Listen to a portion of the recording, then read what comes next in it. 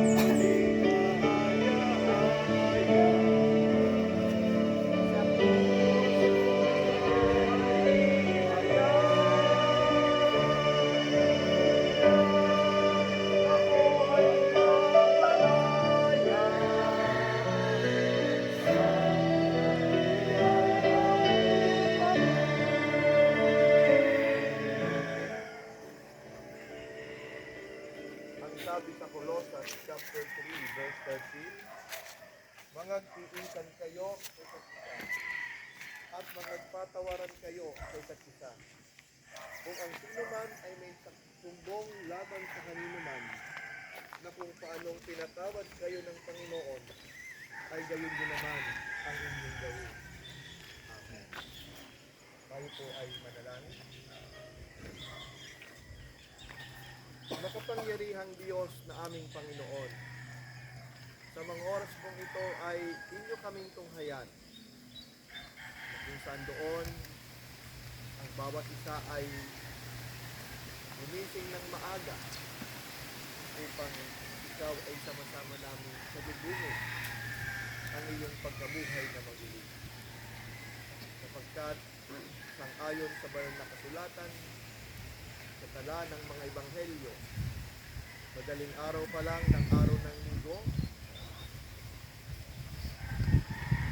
ang tatlong Maria ay nagpunta sa iyong libingan upang ikaw ay mahira ng pabango. Subalit, sa kanilang pagdating, wala na roon ikaw o aming Panginoong Jesus, at ikaw ay nabuhay sa buhay na magulang. Ito aming Panginoon ang aming patuloy pong pinangahawakan hanggang sa mga panahon ito. Kaya naman tuwing sasapit ang ganitong okasyon, maaga pa lamang ay handa na kami upang ikaw ay aming salubungin ang iyong pagkabuhay na magulang. Kaya aming Panginoong Diyos, sa umagang ito ay pagpalain mo ang bawat isa. Patuloy mo kami pagkalooban ng buhay ng kalakasan. At higit sa lahat, ang mensahe ng pag-asa ng iyong pagkabuhay na magulo ay aming pong patuloy na maranasan sa buhay namin bilang individual, bilang pamilya, at bilang isang komunidad ng mga manampalataya. Kaya matibay ang aming pag-asa, aming Panginoon, kami nagsasama-sama ngayong umaga sa isang diwa at sa isang layunin. Bagaman kami mula sa iba't ibang komunidad at pamilya, isa ang aming layunin at ang aming panampalataya. Ang aming Diyos ay Diyos na buhay, tuloy na gumagabay at tumisulot sa amin. At ito ang aming pinagtitibay sa araw nito. Ang iyo nga pong presensya, aming Panginoon, ang madama ng bawat isa upang nang sa ganon ang pagkabuhay na maglimo ay maging makabuluhan sa aming pong karanasan sa araw-araw, oras-oras sa aming buhay. Ito aming Panginoon, ang aming dalangin at samo na hinihiling namin sa iyo alang-alang kay Kristo na aming Panginoon at aming tagapagligtas. Amen.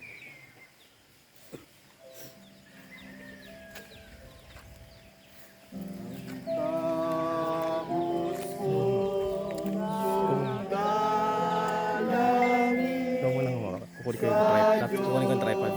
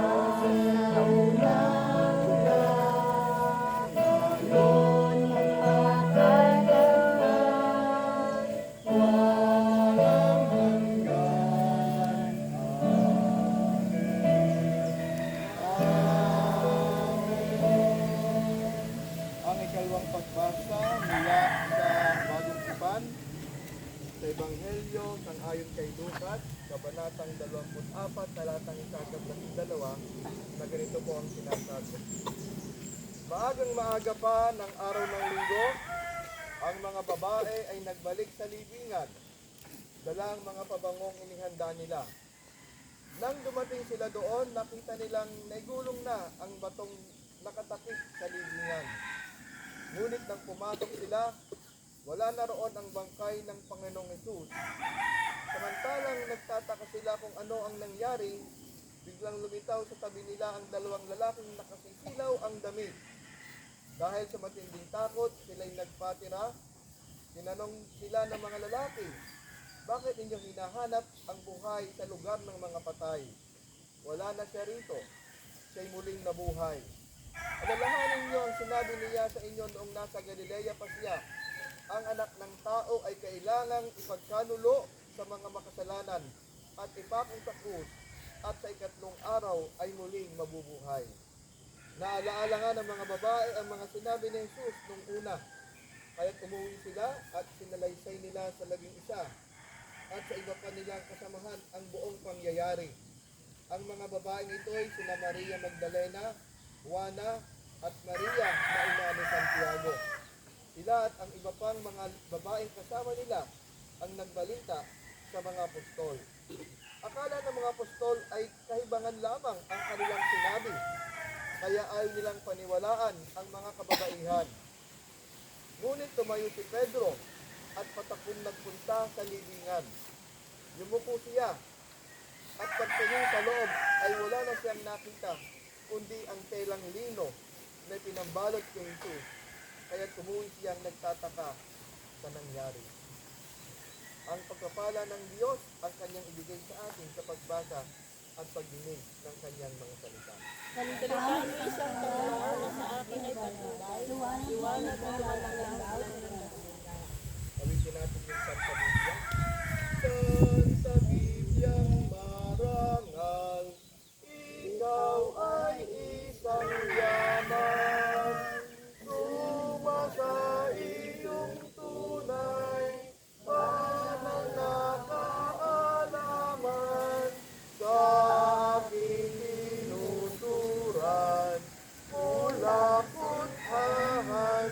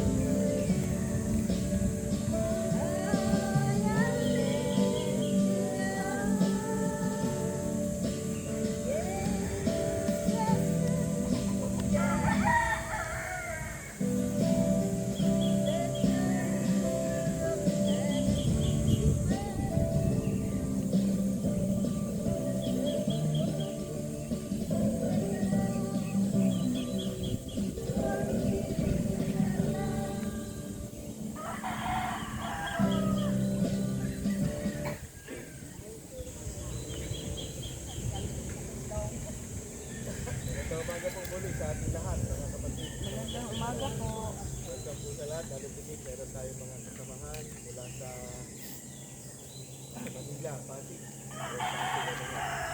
So, welcome po. Kami nagagalak. Nakasama namin kayo ngayong umaga nito ng sunrise service.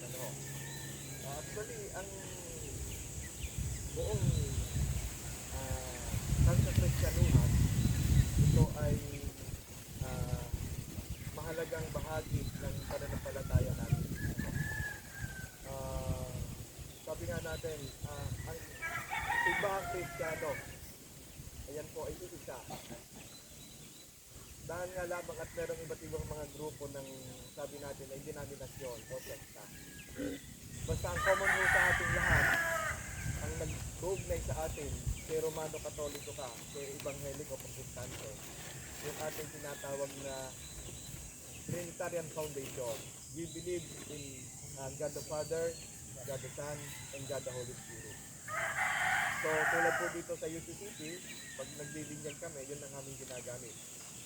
Usually, pag halimbawa, merong from the Roman Catholic na gustong maging member sa UCCP, pag tinanong ko, gustong magpabinyag sa UCCP, pag tinanong ko, ito ba'y binyagan na sa Romano Katoliko? Pag sinabi niya, opo, hindi na kita bibinyagan. Kasi kinikilala namin yung baptism ng Roman Catholic basta doon sa formula ng Trinity. God the Father, God the Son, and God the Holy Spirit. Kasi sabi sa Biblia, meron lamang isang bautismo. Kung kayo bininyagan sa ganung paraan sa anumang simbahan, sa UCCP, recognize po namin yon. At even the Roman Catholic now, may mga pare na kinikilala yung ibang denomination sa ganung paraan. Yung lamang ang mga paring matatanda na hindi nila masyadong maunawaan.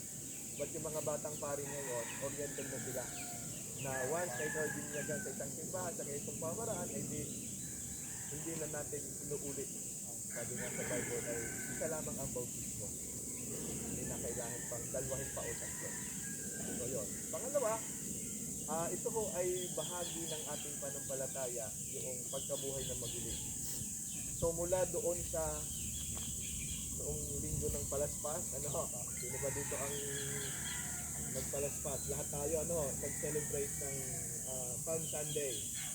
Yung kanyang matagumpay na pagpasok sa Jerusalem ng ating Panginoong Kristo. Yun yung hudyat ng Holy Week. Pero before ngayon, yung Ash Wednesday pa, nag-start na po tayo ng Quaresma.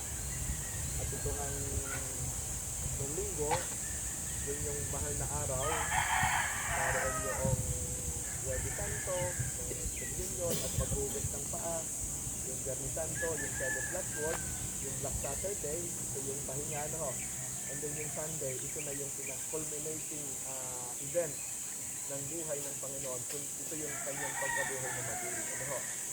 Sa Roman Catholic, yung salubong na alas 12 ng madaling araw ginagawa. Kanina nga, hindi rin ako makatulog na. Pero, bunga ng signal na kasi. Kaya pag nagising ng alangan, hindi na makatulog. Nagdadanasan ko na huli ngayon. Bagaman, ika nga natin, isang guhit pa lang ang nadagdag sa aking edad. Kaya ng madaling araw, 12 o'clock, nandito ko na yung mga pupukan, yung celebration. Kaya para sa atin,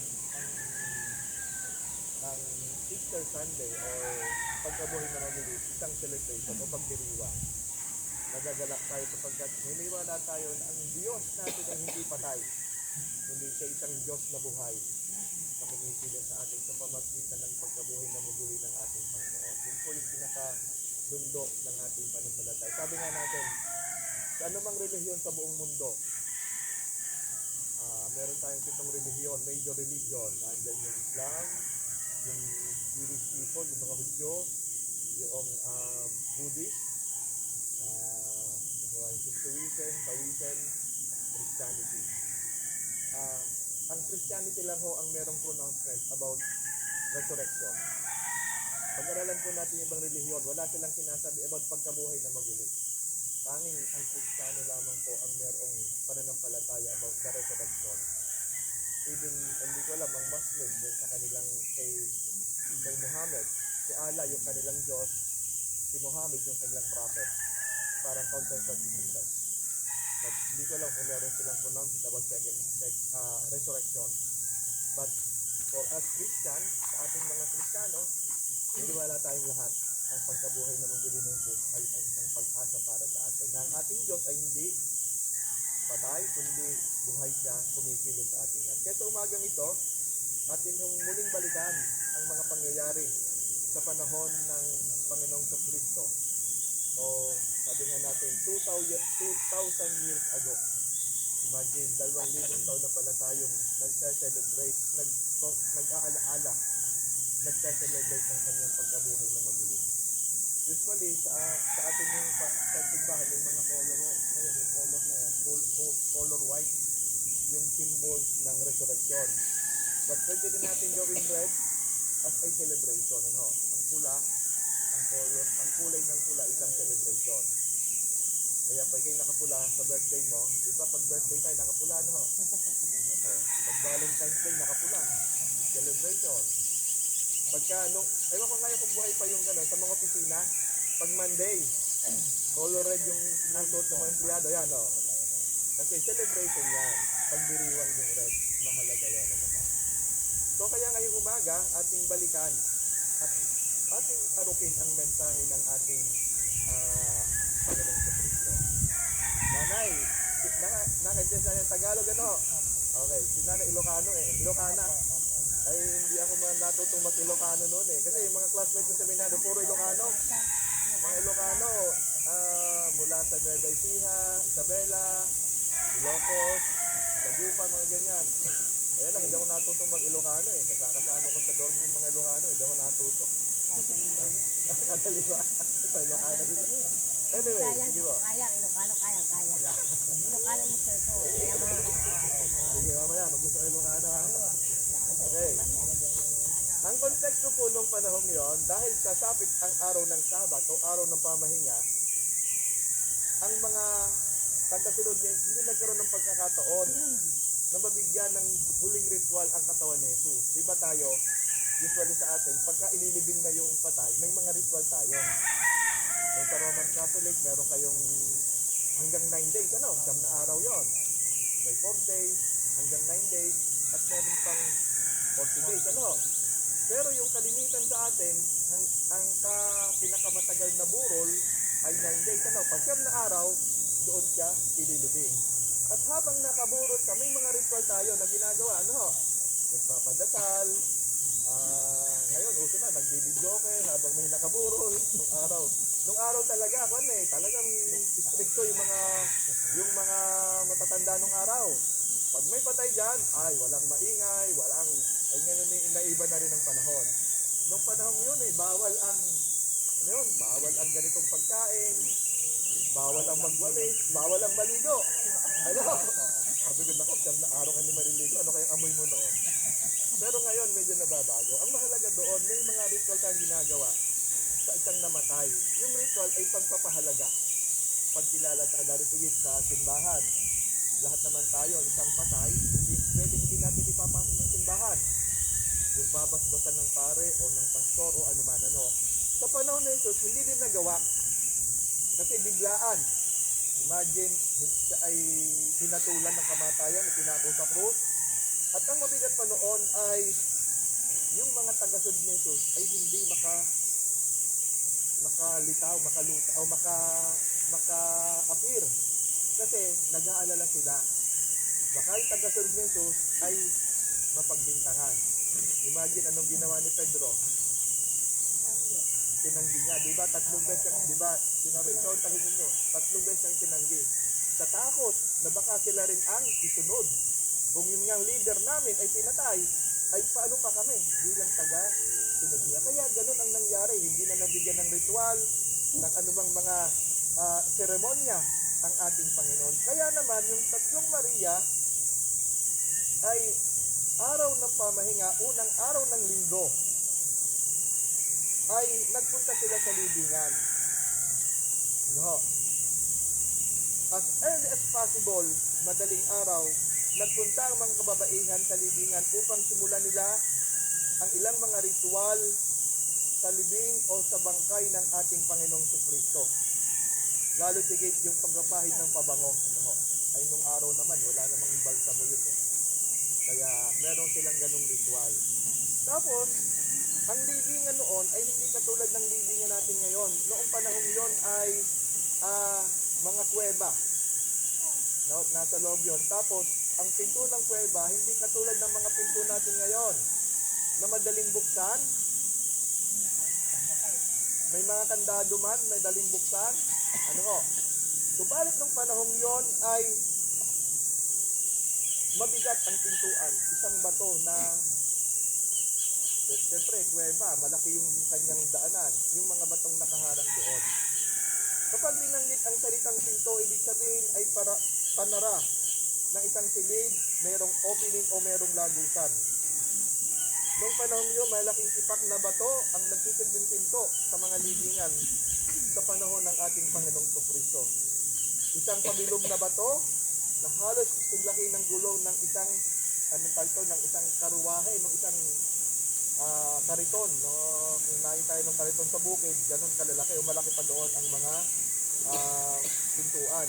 Hindi katulad ng maraming pinto ngayon sa ating tahanan, opisina, iglesia. May susi, may kandado, minsan mga letter or code, at madaling buksan. Paano natin bubuksan ang pinto? Hindi pa problema nila yung pagpasok, kundi yung sino ang maggugulong ng malaking bato na iniharang sa lagusan ng libingan. Ngunit nang makarating sila sa libingan, ay naigulong na ang bato. At nandun dalawang mensahero na nagbigay sa kanilang mahalagang balita na si Jesus ay muling nabuhay na muli. Inaasahan nila na ang pinto ay hindi pa nagugulong, yung malaking bato. At inaasahan nilang magagamit ang pabango, ang langis, na kanilang dala upang pahiran ng bangkay ng ating Panginoon. Ngunit baliktad ang nangyari. May gulong yung bato, hindi na nila nagamit ang kanilang inihandang pabango para sa ating Panginoon. Meron din sa selling ritual sila, yung pagkapahid ng pabango, isang paraan ng bagay na kaugalan ng mga Hudyo. Tandaan nyo noong Huwebes Santo ba yun? Na pinahiran din ng pabango ang paan ng ating Panginoong Kristo. Walang laman ng libingan, walang bangkay, napapahiran, wala doon ng ating Panginoong Jesus. So dahil dito ilang bagay ang gusto kong ipaalaala sa atin ngayong umaga. Tulad ng mga disipulo na nagpunta sa libingan, may mga tao na gusto nating ilagay sa kahon ang ating Panginoong Kristo na may kandado upang mangyari man ang anumang gusto nating gawin, yung parang ang ginagawa natin, kung ano lang gusto nating gawin sa bahagi ng pananampalataya kay Kristo. Nakalimutan nilang ulit-ulit na binanggit at ipinaalaala sa kanila ni Jesus ang tungkol sa kanyang pagkabuhay na maguli. Ibig sabihin, matagal ng panahon sinasabi ni Jesus na siya ay ipagkakanulo, isasakdal, papatayin, at sa 3 araw ay mabubuhay na maguli. Pero hindi yun naunawaan ng mga tagasunod niya. Sabi doon sa binasa kanina, naalaala lamang ni Maria, ng mga Maria yung sabi niyo, noong sabihin ng anghel, ng mensahero na siya ay sasakdal, papatayin, at sa 3 araw ay mabubuhay na maguli. So para bagang nagtataka sila sa nangyari. Pero, sinabi na nung Jesus, para bagang hindi nila agad in-anticipate na, ay, sibling nangyari. No. Maging ang mga alagad, yung mga lalaki, imagine niyo po, yung mga lalaki hindi pa naniwala sa mga babae. Kasi nung panahon yun, ang kababaihan sa panahon ng Jesus ay isang second class citizen. Hindi masyadong pinapahalagahan ang mga kababaihan. Ano ho? Kaya ang sabi dito ay, kaya tumuwi sila, sinalaysay nila sa 11 at iba pa nilang kasama ng buong pangyayari. Ang mga babaeng ito ay sina Maria Magdalena, Juana, Maria na ina ni Santiago. Sila at ang iba pang mga babaeng kasama na nagbalita sa mga apostol. Akala ng mga apostol ay kahibangan lamang ang kanilang sinasabi. Parang binanggit ng mga babae, oy, hindi ka mga na magulit. Pero hindi naniwala yung mga lalaki. Parang sila, may hibang kalaan. Kaya ang ginawa ni Pedro ay nagpunta sa libingan upang i-verify. Ano ho? Tiniyak pa niya. Hindi talaga pinaniwalaan agad ng mga lalaki, mga babae. Hindi agad pinaniwalaan, ay oo nga, nabuhay. Ito yung promise, ito yung pangako ni Jesus. Kaya kung minsan, ganito yung nangyayari sa buhay ng mga mananampalataya, ng mga tao. Hindi agad sila magkaroon ng pananampalataya. Kung kaya, sa pamagitan nga nila, sinabi pa niya sa kanilang anak ng tao, dapat magdanas ng matinding hirap. Itatakwil siya ng mga pinuno ng bayan, mga punong pare, at mga tagapagturo ng kautusan. Siya'y papatayin, ngunit sa 3 araw ay muling siyang mabubuhay. So, ibig sabihin, ang sinabi noon ng ating Panginoong Kristo ay hindi isang haka-haka, hindi isang alamat, kundi isang totoong pangyayari. Yung kanyang announcement noong una. Ang mga disipulo ay hindi makapaniwala sa sinabi niya dahil sa narin siguro sa takot at pag-aalaala. Kung hindi nga mapaniwalaan ng mga disipulong paulit-ulit na sinabi ni Jesus, paano pa nila paniniwalaan sa salaysay ng mga babae na halos hindi binibigyan ng halaga ng mga panahon na yon at inakala pa rin nila itong isang kahibangan. Kung titingnan natin mga kapatid, ay ang bagay na ito ay isang tiyak. Kung si Jesus ay binabuhay na maguli, hindi natin marinig ang mabuting balitang ito ng ating Panginoon. Ang inakala nilang kahibangan ng mga babaeng tagasunod ay nagpatunay at nagpatibay sa pananampalataya ng mga lalaking alagad. Sapagkat sila'y tumakbo, binerify ang pagkabuhay na maguli ng ating Panginoon. Ang pinakamagandang patunay ng pagkabuhay na maguli ni Jesus ay ang pagkakaroon ng simbahan ng mga mananampalataya, yung Christian Church. Kung hindi nabuhay ang ating Panginoon, wala ang ating simbahan ng Kristiyano. Kasi yun yung naging dahilan kung bakit yung mga Kristiyano nagpatuloy dahilan sa pagkabuhay na maguli ng ating Panginoon. Na sinabibilangan natin ngayon sa iba't ibang pamayan ng mga mananampalataya. Kaya nga, ang mga krus sa ating iglesia ay kapahayagan ng larawan ng ating Panginoong Kristo na ating sinasamba, hindi na natiling patay, siya'y muling nabuhay. Ang tawag nga natin ay the risen Lord and Christ. Wala nang kapangyarihan ng mga patay. Ano ho? Kaya tayo na lamang bumibisita sa kanilang mga puntod. 1 beses, 2 beses, 1 taon upang sila'y alalahanin. Wala nang kapangyarihan ang mga namatay, kaya tayo na lamang ang nagbibigay sa kanila ng respeto o ng pag-alaala. Kaya meron tayo, ang November 1, All Saints Day, All Souls Day, inaalaala natin sila. At meron pang isa, kapag kayong panahon ng kanilang kamatayan, petsa ng kamatayan, death anniversary, meron nga ako, kinakwento sa mga ito sa Kalaka, ako na minsan nagpastor doon. Meron kaming memorial. Sabi, Pastor, meron po tayong after ng simba, may memorial. Bakit ilang taon nang namatay yung memorial na yung ating alalahanin? Matagal na ho, 30 taon na. Aba, kita nyo, 30 taon na taon na kanilang inaalaala. Yung mga, lalo sa bukid, doon sa Kalaka, gano'n ang kailang sa dito. Meron pa nga 50 taon na hindi makalimut-kalimutan ng mga mananampalataya, ng mga Pinoy. Kaya sa atin, ngayon, tayo nag-aalaala sa kanila. Ngunit pansinin natin maraming Kristiyano na kung saan doon ay ito'y bahagi ng ating panampalataya sa ating Panginoon. Ilang mga challenges po siguro ang gusto kong ipakita sa atin. Jesus ay hindi lamang isang karakter sa aklat ng Biblia o isang tauhan. Ano ho? Pag sinabi nating karakter sa isang pangyayari, diba, isang pelikula, isang eksena, ang isang karakter, meron kang sinusunod na script. Pag hindi mo na perfect yung script na yon, ulit ka ng ulit ng take hanggang hindi mo perfect. Jesus hindi siya karakter sa buhay sa aklat ng banal na kasulatan. Siya mismo ang buhay na halimbawa sa aklat ng banal na kasulatan. Hindi sapat na pag-aralan lamang ang kwento ni Jesus. Mainam na habang pinag-aaralan natin ang buhay ni Kristo, dapat nating tapusin sa pamamagitan sa isa kay Kristo. Bigyan natin ng puwang ang maalab na pakikita natin sa gawain ng iglesia o ng simbahan. Ang katawan ni Kristo upang maganap natin ang pag-isa sa Kanya. Pangalawa, si Jesus ay hindi lamang alaala. No, huwag natin isipin na inaalaala lamang natin siya tuwing mahal na araw. Hindi katulad ng ating mga magulang, inaalaala natin sila. But si Jesus ay hindi lamang isang alaala. Siya isang maalab na presensya. Naglalaho ang alaala, ngunit ang presensya ay kasama natin. Katulad natin ngayon, halimbawa yung ating mga magulang pumanaw na, mga kapatid, anong sabi natin palagi?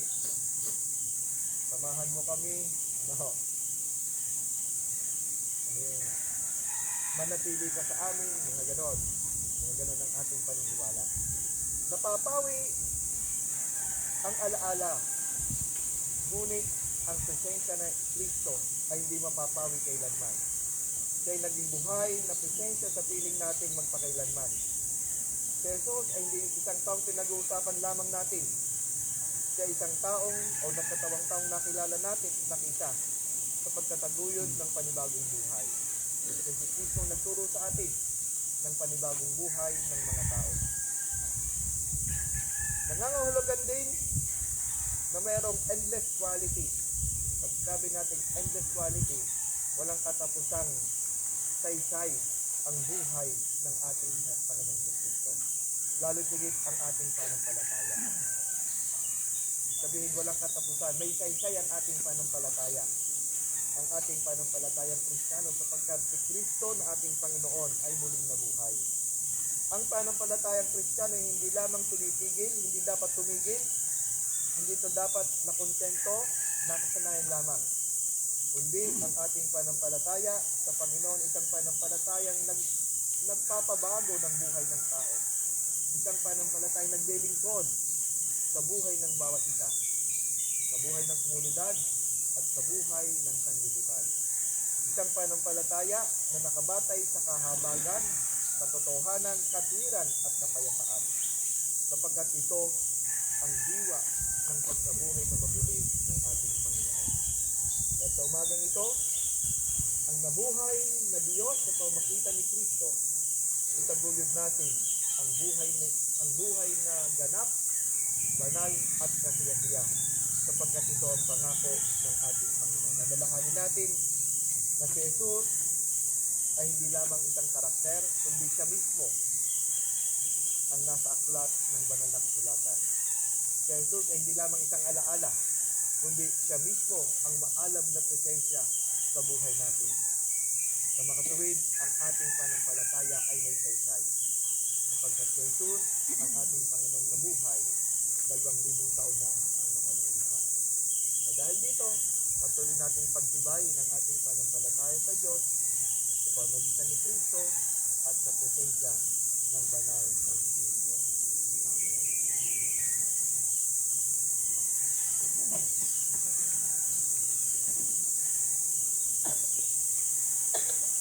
Hawikin po natin yung kapahayagan ng ating pananampalataya.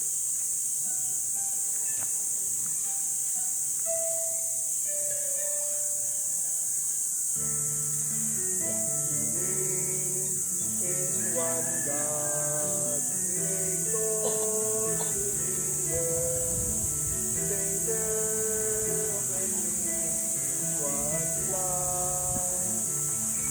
Jesus Christ, that became human, and good as Lord of Lords. In Spirit, guide God us all alone.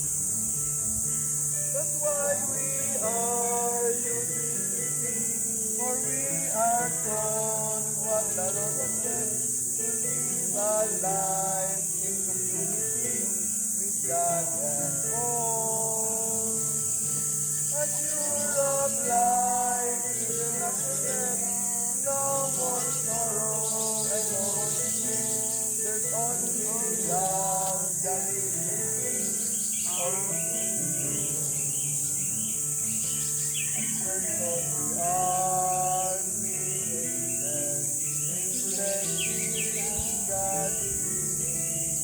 The Lord gave us reward of the world.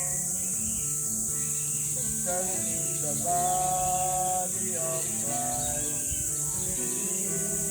and reconciled, entrusted with God's own will. That's what we are.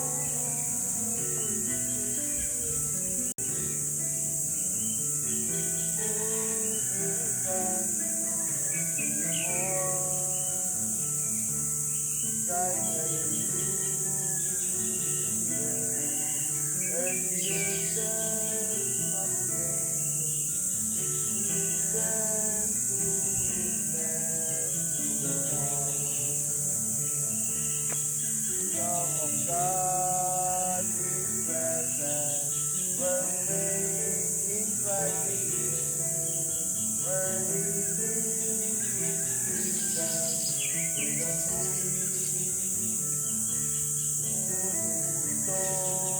to the hungry, and light to the blind, and freedom for captive and oppressed. That's why we are humility, for we are those what the Lord has said, to live our life in humility with God's own. Assured of life, hidden of regret, no more sorrow and no more regret. There's only love, justice, and peace.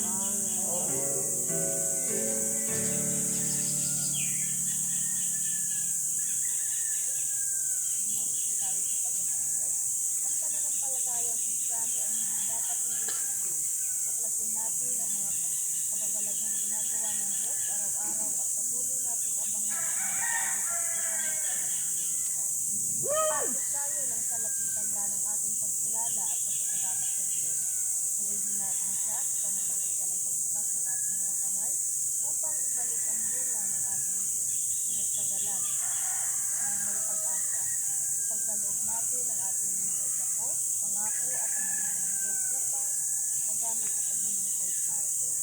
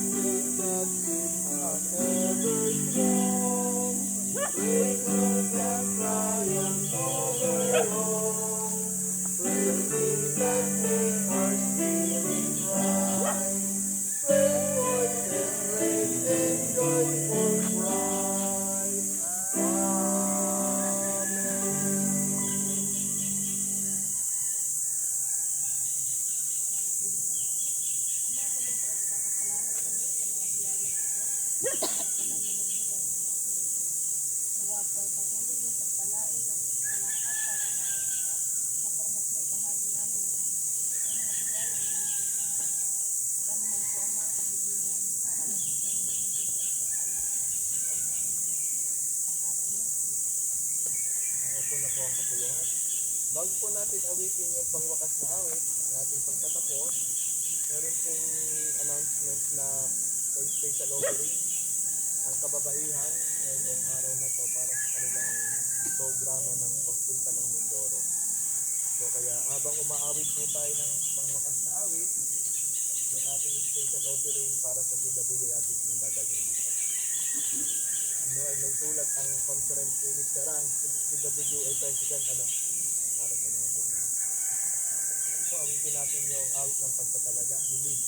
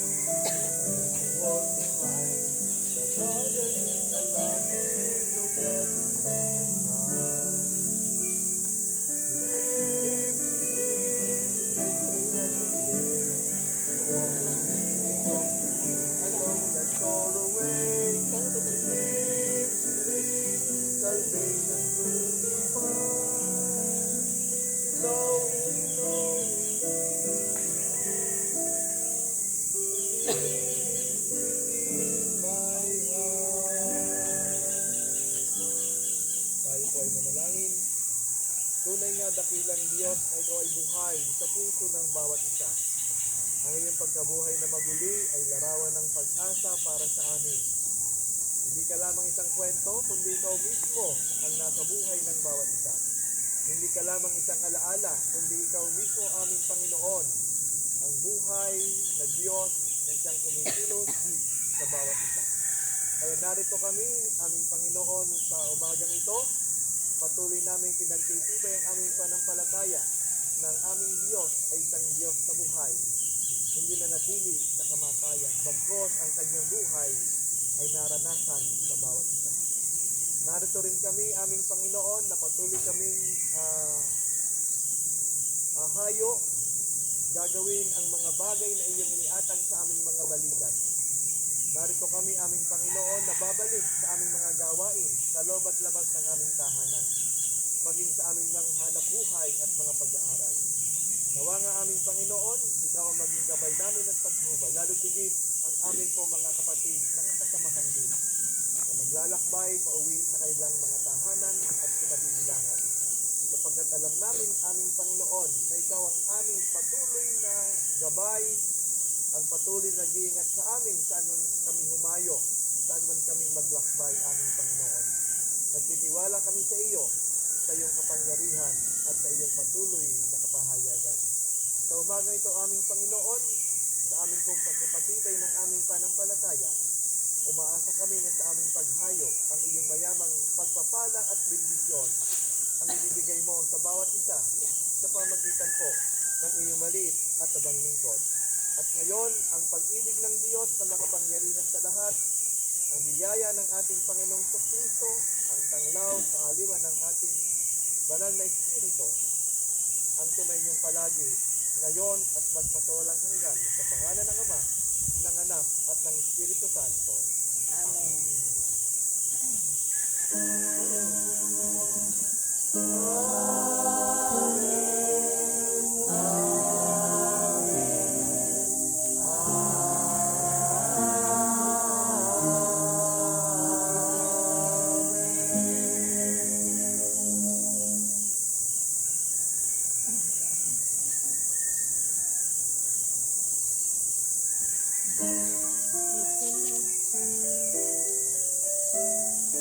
Malay sa paglitan,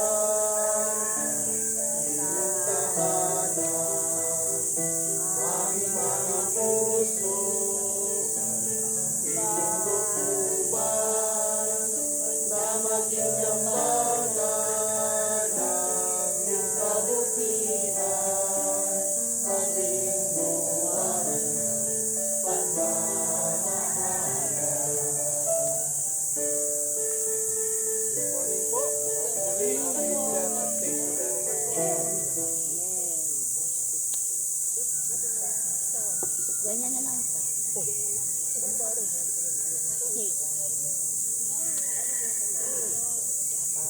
na lang.